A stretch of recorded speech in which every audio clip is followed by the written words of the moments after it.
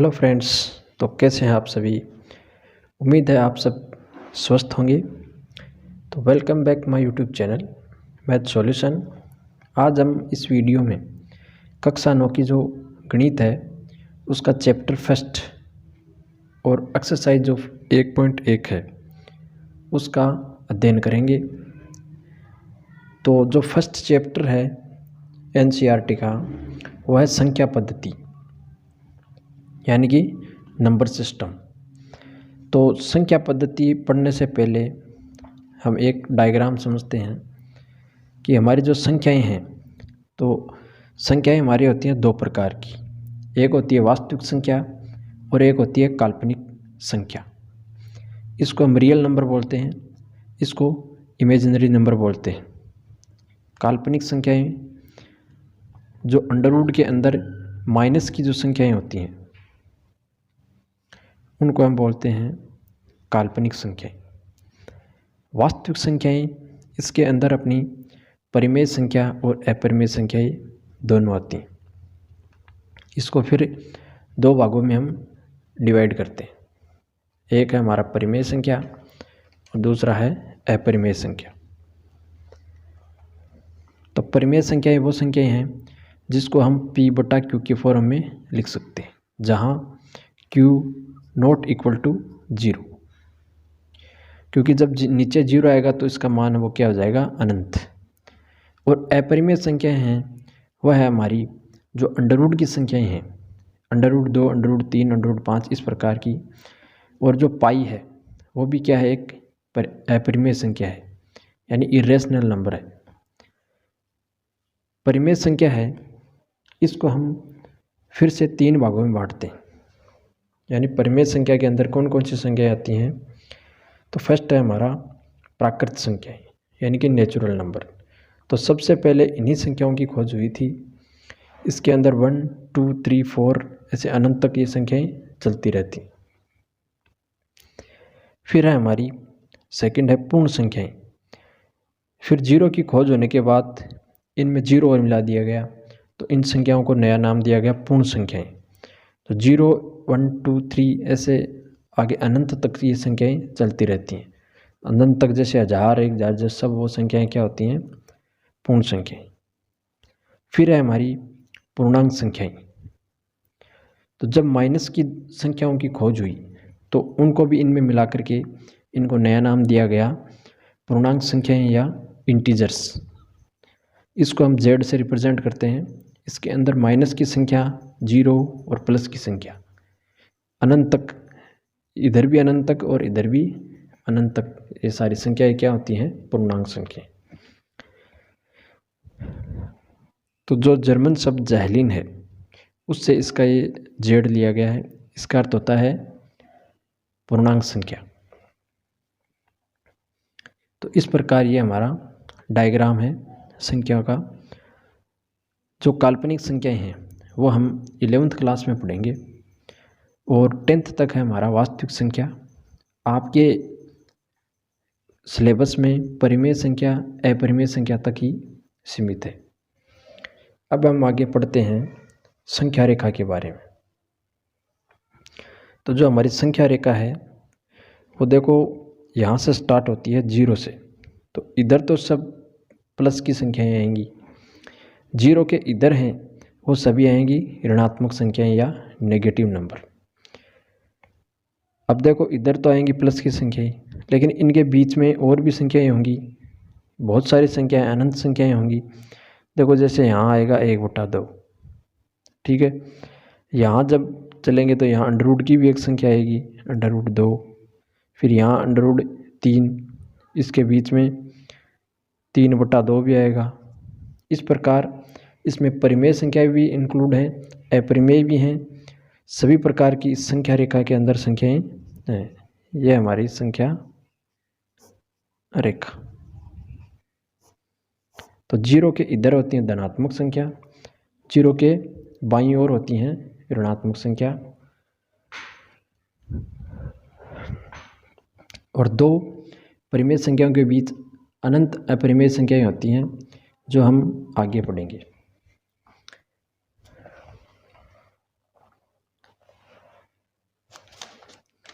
अब है हमारा एग्जाम्पल नंबर फर्स्ट। तो एग्जाम्पल नंबर फर्स्ट में हमें पूछा है कि सत्य असत्य बताइए और इसका कारण भी हमें बताइए। तो इसमें फर्स्ट है हमारा, इसमें पूछा हमें प्रत्येक पूर्ण संख्या एक प्राकृत संख्या होती है। तो ये हमें बताना है कि क्या प्रत्येक पूर्ण संख्या एक प्राकृत संख्या होती है। तो इसका आंसर होगा असत्य, क्योंकि पूर्ण संख्या के अंदर हमारा जीरो भी आता है। अब जीरो एक प्राकृत संख्या नहीं है। तो ये हो जाएगा इसका कारण, क्योंकि जीरो है वो एक पूर्ण संख्या तो है, लेकिन ये एक प्राकृत संख्या नहीं है। तो ये कथन है हमारा असत्य। फिर है हमारा कि प्रत्येक पूर्णांक एक परिमेय संख्या होता है। तो ये कथन है हमारा सत्य। कारण होगा इसका क्योंकि सभी पूर्णांकों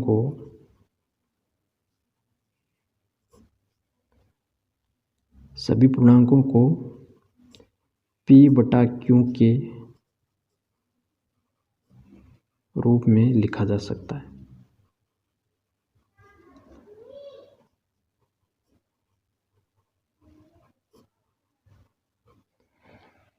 क्योंकि जितने भी पूर्णांक हैं, माइनस की संख्या है जितनी भी, जैसे -2 है तो हम -2/1 भी लिख सकते हैं। तो ये क्या बन गई? परिमेय संख्या। इसी प्रकार प्लस की संख्या है, जैसे 1000 है तो इसके नीचे मैं 1 लिख सकता हूँ ऐसे, क्योंकि इसमें कोई परिवर्तन नहीं होगा। तो ये संख्या क्या होती है? हमारी परिमेय संख्याएं भी होती हैं। परिमेय संख्या के अंदर प्राकृत संख्या, पूर्ण संख्या और पूर्णांक संख्या सभी शामिल होती हैं। थर्ड है हमारा कि प्रत्येक परिमेय संख्या एक पूर्णांक है। तो ये कथन देखो क्या है, प्रत्येक परिमेय संख्या पूर्णांक थोड़ी होती है। ये कथन हो गया असत्य।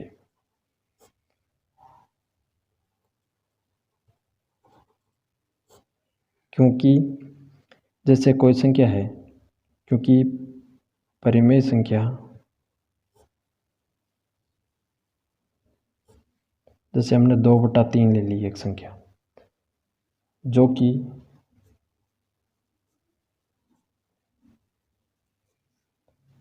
कि पूर्णांक नहीं है।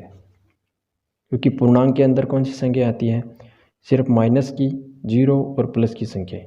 बट्टा की इस प्रकार की संख्याएं हैं वो पूर्णांक में नहीं आती। तो इसका कारण हो गया क्योंकि परिमेय संख्या जैसे 2/3 है जो कि एक पूर्णांक नहीं है। अतः यह कथन क्या है? हमारा असत्य। अब है हमारा एग्जाम्पल नंबर 2। इसमें हमें पूछा है 1 व 2 के बीच 5 परिमेय संख्याएं ज्ञात कीजिए। तो देखो इसके बीच अगर हमें 5 परिमेय संख्या ज्ञात करनी है तो वैसे देखें तो इसके अंदर 2 तरीके हैं इसको सोल्व करने का। एक तो होता है हमारा, जैसे इधर तो हमने 1 लिख लिया और यहाँ हमने 2 लिख लिया। तो इसका है सॉल्यूशन फर्स्ट। एक तरीका है कि इन दोनों का हम औसत निकालें तो इनके बीच की संख्याएं आ जाएंगी। जैसे हमने 1 + 2/2 औसत इसी प्रकार निकलता है, दोनों संख्याओं का योग और 2 का भाग। तो कितना है हमारे पास? 3/2। तो इनके बीच में ये संख्या आ जाएगी 3/2। अब हम 1 और 3/2 का क्या निकाल लेंगे? औसत। तो इस प्रकार हम निकालेंगे कि 1 + 3/2। तो जब इसको सोल्व करेंगे, इसमें 2 का डिवाइड भी करना हमें, तो इस प्रकार ऐसे औसत निकलता है। अब इसको सोल्व करेंगे तो ऊपर लघुत्तम आएगा 2 + 3/2 और इसके बटा में है 2। तो ये हो गया हमारा 5/4। तो इन दोनों के बीच में कौन सी संख्या आएगी? 5/4। 4। अब इसी प्रकार इन दोनों के बीच एक संख्या निकालो। तो देखो 3/2 + 2 और बटा 2, इसको सोल्व करो। तो देखो लघुत्तम लेंगे ऊपर 2, तो यहाँ तो आएगा 3 प्लस यहाँ देखो इसके नीचे है 1, तो जब 1 को 2 से डिवाइड करेंगे तो 2 बार, तो ये यहाँ आ जाएगा 4 और बट्टा में है 2, तो ये हो गया 7 बट्टा, और ये 2 यहाँ आ जाएगा तो ये हो जाएगा 7/4। तो यहाँ एक संख्या आई कौन सी, 7/4। इस प्रकार इन दोनों के बीच 3 संख्याएं तो आ गई। अब इसी प्रकार हम इसके और इसके बीच में निकाल लेंगे यहाँ एक संख्या, इधर इसके और इसके बीच में यहाँ एक संख्या निकालेंगे। देखो यहाँ हम संख्या निकालेंगे 1 + 5/4/2।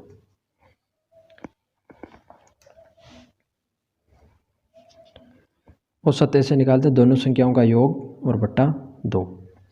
इसको सोल्व करेंगे तो ऊपर आएगा 4 लघुत्तम, 4 प्लस ये हो जाएगा 5 बट्टा में है 2, तो ऊपर हो गया 9 और नीचे ये 4 यहाँ मल्टीप्लाई में आ जाएगा तो ये हो जाएगा 9/8। तो यहाँ जो संख्या आएगी वो कितनी आएगी, 9/8। इसी प्रकार हम यहाँ निकाल लेंगे 7/4 + 2 और बट्टा 2, तो ये हो जाएगा 7 + 8/4/2, ये हो जाएगा 15/8। तो यहाँ जो संख्या आएगी वो आएगी 15/8। तो ये तो हो गया हमारा। इस प्रकार हम इन दोनों के बीच में 5 संख्याएं निकाल सकते हो। कितनी भी संख्या निकाल सकते हैं इसे औसत निकाल के दोनों का। अब है हमारा इसका जो सॉल्यूशन है सेकंड, यानी इसको दूसरी विधि से भी हम सॉल्व कर सकते हैं।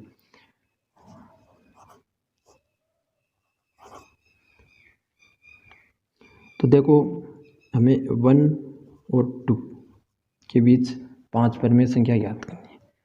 तो हम इसको लिखेंगे, मैं इसको 10/10 लिख सकता हूँ, और इसको मैं लिख सकता हूँ 20/10। तब जब हम इसे सोल्व करेंगे तो ये 1 और 2 ही आएगा। अब इसके बीच में जो संख्याएं आएंगी वो इनके बीच में भी आएंगी। अब इनके बीच में देखो कौन कौन सी संख्याएं आएंगी, वो आएंगी हमारी 11/10, 12/10। इस प्रकार 9 संख्याएं इसके बीच आ जाएंगी 10। इस प्रकार हमें 19/10 तक इसे सोल्व कर सकते हैं। हम चाहें तो इसे इनके बीच में ज़्यादा संख्याएं निकालनी हो तो इनका अंतराल हम क्या ले लेंगे, थोड़ा ज़्यादा ले लेंगे। इस प्रकार ये जो विधि है वो थोड़ी सरल है। ये विधि है, इसमें हमें माध्य निकालना पड़ता है। ये विधि शॉर्ट है।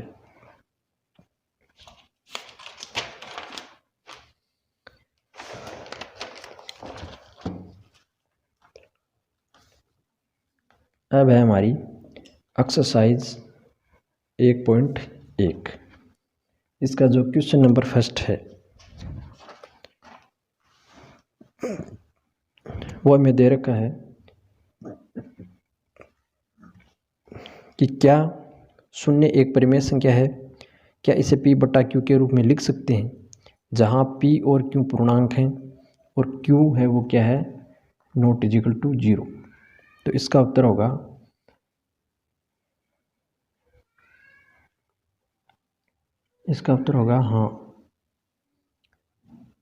हाँ।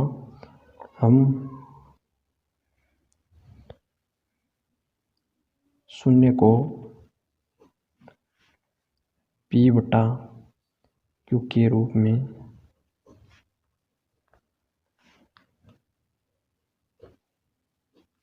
लिख सकते हैं।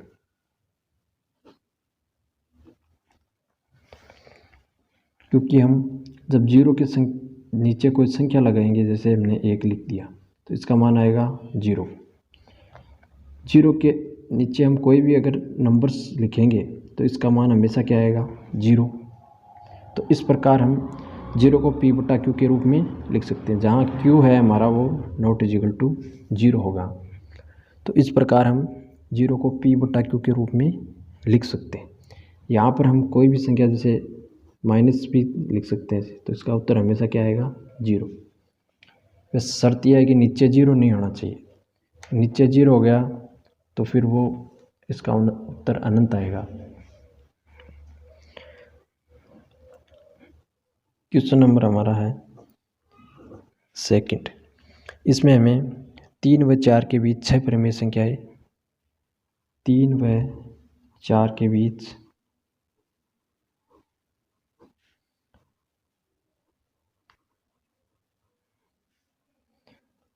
6 परिमेय संख्या ज्ञात करनी है।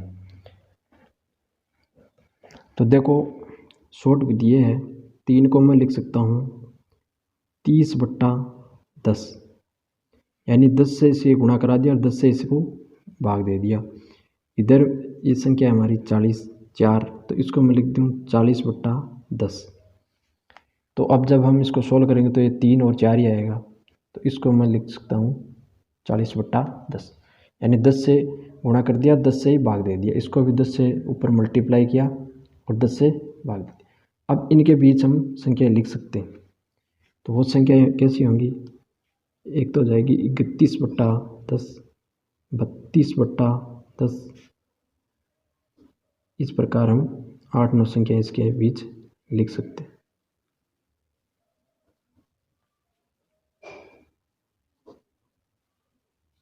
ठीक है, तो इस प्रकार इस विधि से हम आसानी से लिख सकते हैं। अब है हमारा क्वेश्चन नंबर 3।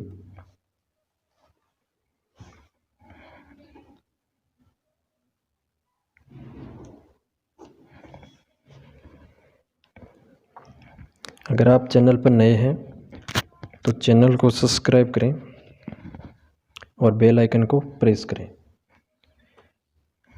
तीसरे में हमें पूछा है 3 बट्टा 5 व 4 बट्टा 5 के बीच 5 परिमेय संख्या, 5 परिमेय संख्याएं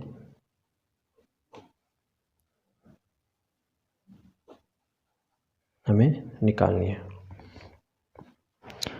तो देखो ऐसे तो हम निकाल नहीं सकते, क्योंकि इसके बीच में ऐसे निकालेंगे तो कोई परिमेय संख्या नहीं है। तो हम क्या करेंगे, इसको 10 से तो ऊपर मल्टीप्लाई करवाएंगे, तो ये बन जाएगा 30, और 10 से क्या कराएंगे, डिवाइडेशन। तो 10 से नीचे क्या कराएंगे, मल्टीप्लाई, तो ये बन गया 30 बट्टा 50। ये संख्या कैसी हो जाएगी, 40 बट्टा 50। इसको 10 से ऊपर गुणा कराया, 10 से नीचे गुणा गया, अंश व हर को दोनों को 10-10 से मल्टीप्लाई करवाया, तो ये हमारी संख्या बन गई 40 बट्टा 50। अब इसके बीच में हम संख्याएं निकाल सकते।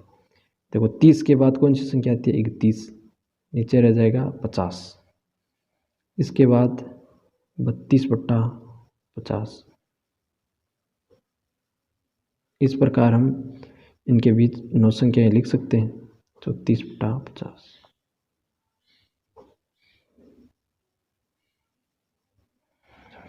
अगर हमें ज़्यादा संख्या लिखनी हो तो 100 से ऊपर नीचे गुणा करवा देंगे, तो जिससे इसका अंतराल बढ़ जाएगा, तो हम इसके बीच काफ़ी संख्या लिख सकते हैं।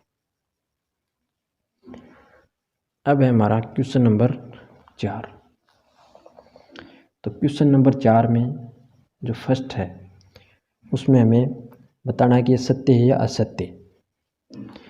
तो प्रत्येक प्राकृत संख्या एक पूर्ण संख्या होती है, यानी प्रत्येक जो प्राकृत संख्या है, प्राकृत संख्या के अंदर कौन सी आती है, 1 2 3 4 ऐसे चलती हैं, और पूर्ण संख्या में कौन सी आती हैं, 0 1 2, इस प्रकार। तो प्रत्येक प्राकृत संख्याएं हैं, ये सभी क्या हैं, पूर्ण संख्याएं भी हैं, क्योंकि ये संख्या इसके अंदर इंक्लूड है, सभी 1 2 3 4, और ये यहाँ से 1 2 3 4। तो प्रत्येक प्राकृत संख्या क्या होती हैं, एक पूर्ण संख्या भी होती हैं। तो एक कथन हो जाएगा हमारा सत्य। ठीक है, क्योंकि प्रत्येक प्राकृत संख्या है वो क्या होती है, एक पूर्ण संख्या भी होती है। इस प्रकार इसको समझ सकते हैं। फिर सेकंड है हमारा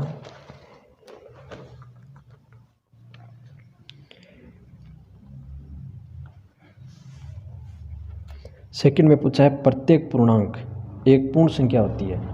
अब प्रत्येक पूर्णांक के अंदर तो माइनस की संख्याएं भी आएंगी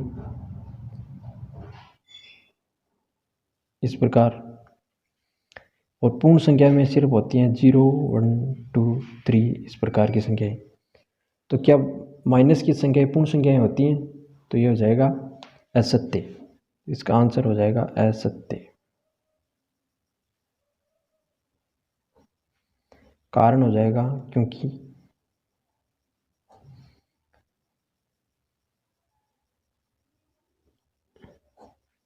ऋणात्मक संख्याएं पूर्ण संख्याएं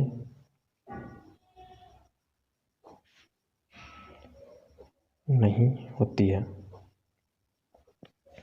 क्योंकि इसके अंदर माइनस की जो संख्याएं हैं वो पूर्ण संख्याएं नहीं होंगी। तो इसका आंसर हो जाएगा ऋणात्मक संख्याएं पूर्ण संख्याएं नहीं होती। फिर हमारा थर्ड, इसमें दे रखा है प्रत्येक परिमेय संख्या एक पूर्ण संख्या होती है। तो ये कथन है क्या है, असत्य। कथन कैसा है ये, असत्य। क्यों? क्योंकि परिमेय संख्या के अंदर जैसे हमारी 2/3 आती है, तो 2/3 एक परिमेय संख्या है।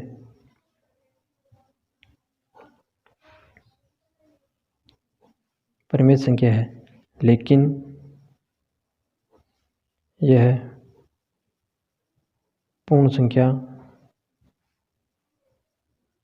नहीं है। तो परिमेय संख्या के अंदर तो हमारी माइनस की संख्याएं भी आएंगी, बट्टा की संख्या भी आएंगी। तो वो सभी संख्याएं पूर्ण संख्या में शामिल है, क्योंकि पूर्ण संख्या है वो 0 से लेकर 1, 2, 3 ऐसे आगे चलती है। और इसके अंदर p/q की पूरी जो संख्या है वो आएंगी। तो इसका कारण हो जाएगा जैसे 2/3 है वो एक परिमेय संख्या है, लेकिन पूर्ण संख्या नहीं है। Thanks for watching video.